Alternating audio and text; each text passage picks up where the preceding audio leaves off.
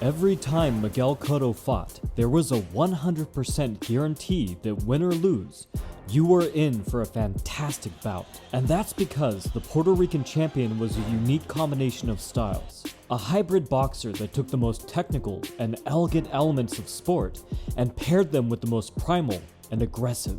That's rare, and a big reason that he was able to do this was because he was a natural southpaw, being left-handed. However, he chose to fight from an orthodox stance with his left side forward, meaning that he enjoyed a whole lot of power in his lead hand. And I would argue this aided him tremendously in getting away with a pretty rare and unusual combination of styles. You've likely all heard of boxer punchers. Boxers who have a great jab and footwork, but rather than stay outside and outpoint their opponent the whole match, they use their boxing to set up harder punches. Thomas the Hitman Hearns is a prime example. He started off as a fleet-footed outboxer, but as he put on more and more muscle, he found that his boxing could set up insanely powerful punches, like his signature chopping right. But I would classify Cotto as a boxer swarmer.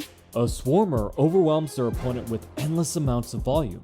They can use well-crafted combinations so that one punch sets up the next punch. Or they can say screw all that and just beat on their opponent's guard like a drum, striking with an unending crescendo of pure violence reminiscent of Danny Carey.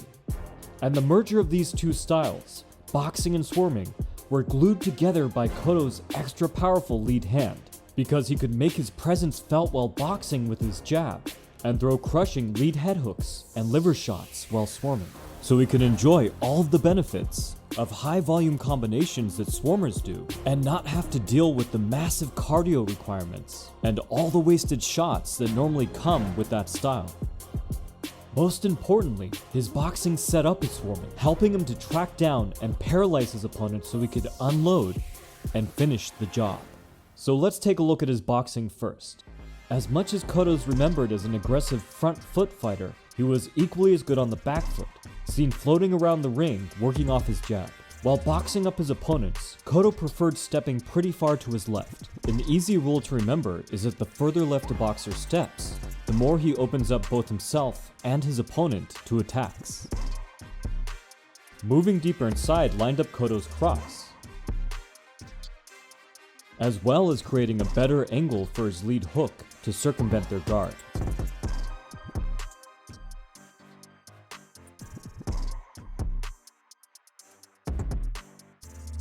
This meant Cotto was moving towards his opponent's rear hand as well, but his competitors were usually too busy dealing with Cotto's well set up attacks to try and counter. Cotto preferred to punctuate his combinations with his killer left hook. He had a lot of variations and setups, often using a cross or a cross feint to get him into position to throw the hook.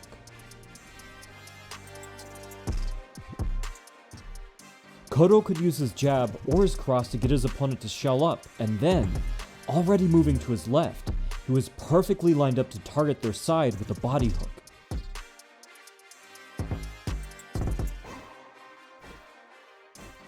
Naturally, stepping to his left worked out well against southpaws, as he was taking the usually dominant outside lead foot position. If you'd like to learn more about southpaw tactics, I have an entire breakdown on all of the positions, which I'll link in the description. When Cotto wanted to get more serious, he would lower his stance and lean in with his head forward. This more committal position didn't let him circle and cut angles as quickly, but with his back heel spring-loaded, he was able to throw with authority while covering a massive distance. He would push off into a solid jab whenever he wanted to quickly close the gap. If opponents punched first, then even better. He was already prepped to launch forward and intercept them as they stepped in. He was particularly good at returning a hook to counter their cross, a boxing classic. Crossing a right over their jab was another favorite. If you can take away a boxer's jab, usually they'll have very little left. As slick a boxer as Cotto could be, he was also great at pressuring and cutting off the ring. This was how he started his boxing career. He knew how to march opponents back towards the ropes, using diagonal footwork to cut off angles. Notice how he stepped sideways to block his opponent's escape route off, whereas if he had moved straight forward, the opponent could have exited out the side. The idea is that whether they try to escape to the right or to the left, they'll be walking into a hard punch, creating a damned if you do, damned if you don't scenario.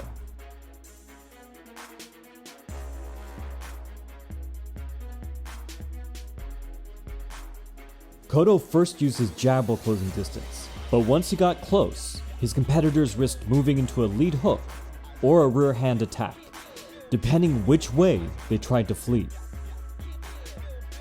He would even occasionally shift into southpaw to gain more distance and block their escape routes, something that really confused his southpaw competitors. This also let him load up his left hand, briefly enjoying the benefits of being a true southpaw. However he got them there. Once Cotto managed to herd an opponent to the ropes, he could swarm like a nest of angry hornets. Fire in that left hand. There's a right hand. The guy for Cotto. That's going to go in. Can we practice mentally and physically in this round, though, by hanging in there? Oh.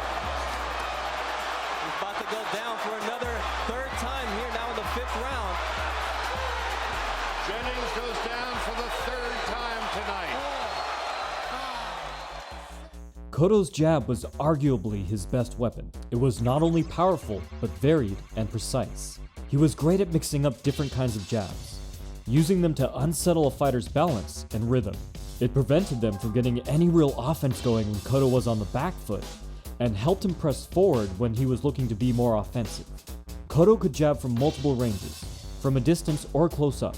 He could alternate to the head and body, mixing offbeat rhythms with feints and throwaway punches. A throwaway jab is a fake-out jab that is still almost fully extended, but has no commitment behind it. It's a great tool, and one of the main advantages is in baiting out a defensive reaction from the opponent. Here Cotto's throwaway jab causes the opponent to shell up and duck, so Cotto takes advantage of the new guard shape with an uppercut. Another classic that Cotto loved to use was the double jab. The second jab could be used to take advantage of the defensive reaction from the first.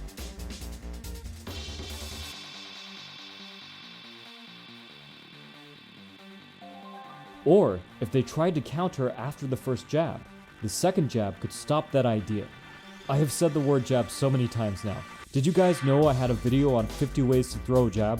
That's actually not a joke, it's linked in the description. Against southpaws like Martinez and Judah, Cotto used his jab to jam the opponent's jab and set up his left hook, basically as a way to brute force hand fighting. Since the lead hand and shoulder of opposite foot fighters tend to get in the way of each other, many fighters try to wrestle to create openings for punches. But Cotto was more wont to just try and blast his way through. Cotto used boxing to mark up and abuse opponents' defenses until their guards were thrown into disrepair, like once prime real estate now turned into a derelict drug den. Eventually, it was time to set the charges and demolish their defense.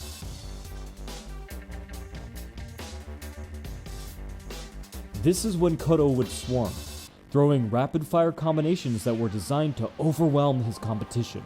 One punch was used to incentivize them to alter their guard, clearing way for the next punch. Here a head punch gets the opponent thinking high, so he raises his guard to block Cotto's follow-up. But Cotto's glove bites into his liver instead. This can be called guard shaping, and you could think of it as how a general likes to shape a battlefield to make it easier to attack the enemy. Cotto's best tactic for this was to double up on left hooks, alternating the head and body. He would generate extra power by sinking low, then standing back up into the punch. His low-line defense setting up how he drove into the strike with his legs. Alternating the hook and uppercut was another effective shaping tactic. But it was the way that Cotto only occasionally threw a right hand that seemed to disorient opponents the most, as most fighters expect a left-right combination. Instead, Cotto liked to throw left-right, and he repeated this until they collapsed to the canvas. If you're looking to utilize Cotto's style, there are a few things to keep aware of. It's really worth it to look at his loss to Manny Pacquiao, first off to see how he did so well at the start of the fight, which goes back to a lot of what we've already covered, but secondly, to examine how he was ultimately defeated. In the end, he was unable to keep up with Pacquiao because of one crucial reason. Pacquiao could move while exchanging, and Cotto liked to sink down and stay put while flurrying, so a way to more smoothly transition from mobile boxing to swarming might be a good idea. Cotto also had a hard time blocking right hands from a high guard. He was much better while shoulder rolling, but this is more of a Philly shell tactic, and it doesn't lend itself well to throwing combinations.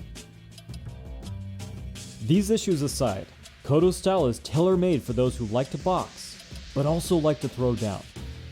So get to studying, and if you need some additional help, you can check out my books, all half off on the day I publish this video, and linked below. From the Modern Martial Artist, this has been David Christian, wishing you happy training.